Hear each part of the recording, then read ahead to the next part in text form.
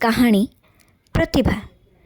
ପ୍ରଧାନ ଶିକ୍ଷକ ବିଶେଷର ମାଙ୍କର ଅନୁରୋଧ ଏଡ଼ାଇ ଦେଇପାରି ନଥିଲେ। ସାଇ ଏକଥା ଶୁଣି କହିଲା, ସାର୍, ବିଶେଷକୁ ଅଲଗା ସ୍କୁଲକୁ ନେବା କିଛି ଦରକାର ନାହିଁ। ଆମେ ଏ ସ୍କୁଲରେ ହିଁ ତାକୁ ପଢ଼ାଇ ପାରିବା।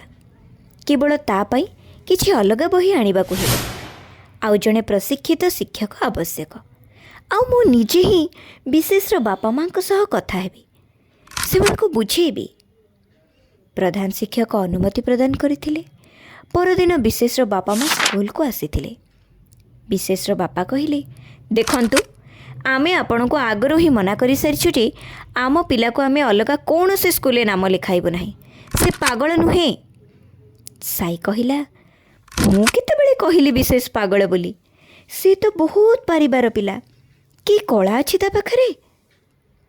ସାଇ ମୁହଁରୁ ଏକଥା ଶୁଣି ବିଶେଷର ବାପା ଓ ମା ପରସ୍ପରର ମୁହଁ ଚାହୁଁଥାନ୍ତି।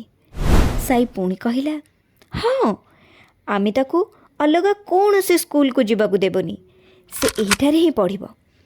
କେବଳ ତାକୁ ଆମେ ଏକ ସ୍ୱତନ୍ତ୍ର ଶୈଳୀରେ ପଢ଼ାଇବାକୁ ଚାହୁଁଛୁ। ଆଉ ସେଥିପାଇଁ ଆପଣ ରାଜି ହେବା ଆବଶ୍ୟକ।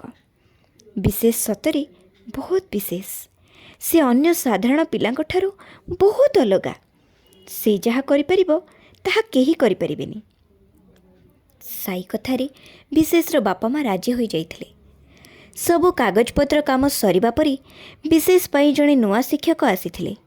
ସେ ବିଶେଷକୁ ନୂଆ ଢଙ୍ଗରେ ଚିତ୍ର ଆଙ୍କିବା ଶିଖାଇବା ସହ ପାଠ ପଢ଼ିବାରେ ମଧ୍ୟ ସାହାଯ୍ୟ କରିଥିଲେ। ଆଉ ଖୁବ୍ କମ୍ ଦିନ ଭିତରେ ବିଶେଷ ତା ପ୍ରତିଭାକୁ ସମସ୍ତଙ୍କୁ ଦେଖାଇ ପାରିଥିଲା। ତା ରଙ୍ଗତୁଳିରେ ସେ ନିଜ ପାଇଁ ଏକ ରଙ୍ଗୀନ ଦୁନିଆ ତିଆରି କରିଥିଲା। ଆଉ ନିଜେ ଏକ ମୁକ୍ତ ବିହଙ୍ଗ ହୋଇ ସେ ଦୁନିଆରେ ଉଡ଼ି ବୁଲୁଥିଲା।